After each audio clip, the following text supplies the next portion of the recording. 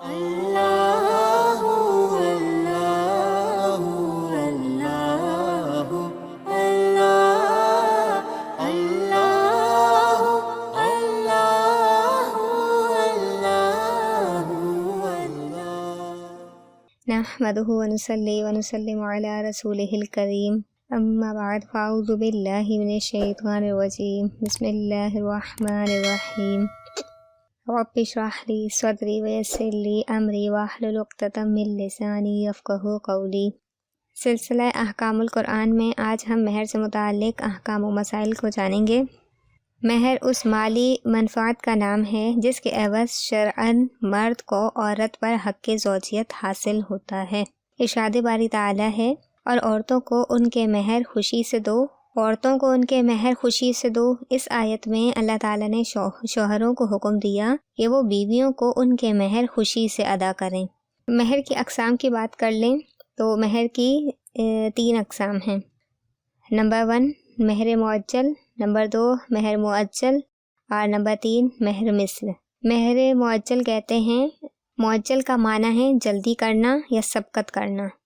اگر ہم اس کی تعریف دیکھیں تو اس سے مراد ایسا مہر ہے جو بوقت نکاح فوری ادا کر دیا جائے یا بیوی کے مطالبے پر ادا کرنا لازم ہو، اسے کہتے ہیں معجل، یعنی کہ فوراً سے اسے ادا کرنا۔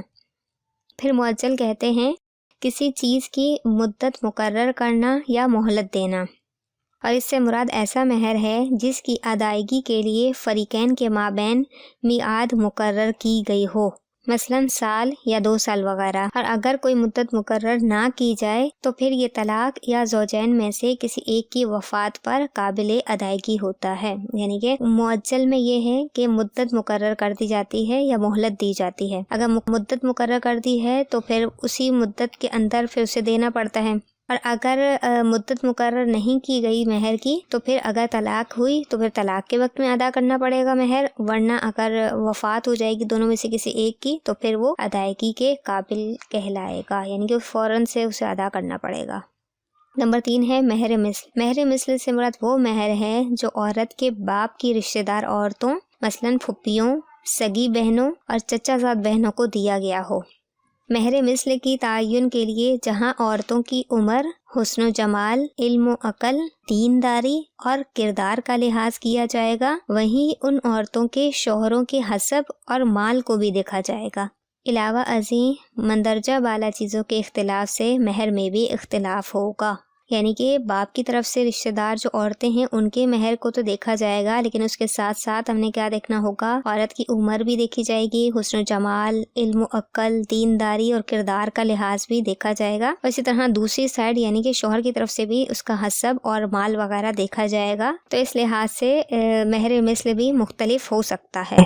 مہر کی کم یا زیادہ مقدار کے حوالے سے بات کی جائے، زیادہ مقرر کرنا بھی جائز ہے، اگرچہ بہتر کم مہر ہے، زیادہ بھی کرنا جائز ہے، یا پھر اتنا مہر کہ جس کی ادائیگی آسان ہو، اتنا رکھنا چاہیے۔ قرآن پاک میں سورہ نساء آیت نمبر 20 میں ہے، اور اگر تم ایک عورت کو دوسری عورت سے بدلنا چاہو اور ایک کو بہت سا مال دے چکے ہو تو اس میں سے کچھ بھی واپس نہ لو۔ تو اس آیت میں ڈھیروں مال کا ذکر ہے، یعنی بہت سا مال دے چکے ہو، تو اس سے ثابت ہوتا ہے کہ زیادہ مہر مقرر کرنا جائز ہے۔ اسی طرح حضرت سیدنا عمر فاروق رضی اللہ تعالی عنہ نے ایک مرتبہ برسر منبر فرمایا، عورت کے مہر زیادہ مقرر نہ کرو۔ ایک عورت نے یہی آیت پڑھ کر کہا، اے امیر المومنین، اللہ ہمیں دیتا ہے اور تم منع کرتے ہو۔ اس پر حضرت عمر فاروق رضی اللہ تعالیٰ عنہ نے فرمایا، اے عمر، تم سے ہر شخص زیادہ سمجھدار ہے، اے لوگو تم جو چاہے مہر مقرر کرو۔ اسی طرح احادیث مبارکہ کی روشنی میں کم سے کم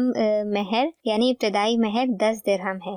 حضرت جابر رضی اللہ تعالیٰ عنہ سے مروی ہے کہ حضور نبی اکرم صلی اللہ علیہ وسلم نے فرمایا، 10 درہم سے کم مہر نہیں ہے۔ 10 درہم سے مراد 2 تولے 4.5 ماشے چاندی ہے، یعنی کہ اتنی مقدار کی چاندی اگر آپ قیمت یا مالیت کا حساب لگا لیں تو وہ 10 درہم کے برابر کہلائے گی۔ مہر میں کون کون سی اشیاء دینا جائز ہے؟ مہر میں ایسی اشیاء دینا جائز ہیں جن سے مستفیض ہونا شرعاً درست ہو، یعنی کہ جن سے فائدہ اٹھایا جا سکے، چنانچہ نقدی، مال تجارت، جائیداد، کمپنی کے شیئرز یا منافع وغیرہ مہر میں دینا جائز ہے۔ اب مہر سے متعلق چند مسائل جان لیتے ہیں۔ مہر کو بوجھ سمجھ کر نہیں دینا چاہیے، یعنی مرد کو چاہیے کہ وہ مہر کو بوجھ نہ سمجھے، بلکہ عورت کا شرعی حق سمجھ کر اللہ تعالیٰ کے حکم پر عمل کرنے کی نیت سے خوشی خوشی دینا چاہیے۔ مہر دینے کے بعد زبردستی یا انہیں تنگ کر کے واپس لینے کی اجازت نہیں ہے، یعنی کہ مہر یا تو زبردستی واپس لینا یا انہیں تنگ کرنا، اس معاملے میں اس کی شرعاً بالکل اجازت نہیں ہے۔ اگر عورتیں خوشی سے پورا مہر یا کچھ مہر شوہر کو دے دیں تو یہ حلال ہے، یعنی کہ شوہر یہ لے سکتا ہے، لیکن خوشی سے اگر دیں۔ ہمارے زمانے میں لوگ عورتوں کو مہر واپس دینے یا معاف کرنے پر باقاعدہ تو مجبور نہیں کرتے، لیکن کچھ اپنی چرب زبانی سے اور کچھ اپنے رویے کو بگاڑ کر اور موڈ آف کر کے یا میل برتاؤ کے انداز کو تبدیل کر کے مہر کی معافی یا واپسی پر عورت کو مجبور کرتے ہیں، تو یہ سب صورتیں ممنوع ہیں، منع کیا گیا ہے۔ اور اگر بالفرض ایسے لوگ مہر کو معاف کروا بھی لیں اور اپنے نفس کو بھی راضی رکھتے ہیں کہ ہم نے کون سا مجبور کیا ہے، تو انہیں اللہ تعالیٰ ہی ہدایت دے۔ اگر مہر مقرر ہو عورت کا اور عورت کے قریب جائے بغیر مرد اسے طلاق دے دے تو مقررہ مہر کا نصف یعنی آدھا دینا پڑے گا، یعنی کہ نکاح ہوا، یعنی مرد و عورت کا نکاح ہوا، مہر مقرر تھا اور پھر طلاق دے دی، تو چونکہ وہ غیر مدخولہ بیوی کہلائے گی، تو غیر مدخولہ بیوی کو طلاق دی ہے تو وہ نصف مہر اسے واپس کرے گا۔ اگر عورت اس آدھے سے بھی کچھ معاف کر دے تو جائز ہے، یعنی کہ اب بھی اسے آزادی ہے، یعنی کہ اب بھی اگر وہ اس آدھے کو بھی معاف کرنا چاہے تو جائز ہے، اور شوہر اپنی خوشی سے آدھے سے زیادہ دے دے تو بھی جائز ہے۔ یہ تو تھے مہر سے متعلق کچھ مسائل۔ اللہ تعالیٰ سے دعا ہے کہ وہ ہمیں ان احکامات اور مسائل کو یاد رکھنے، دوسروں تک پہنچانے اور انہیں سمجھنے کی توفیق عطا فرمائے۔ آمین بجاہ النبی الامین۔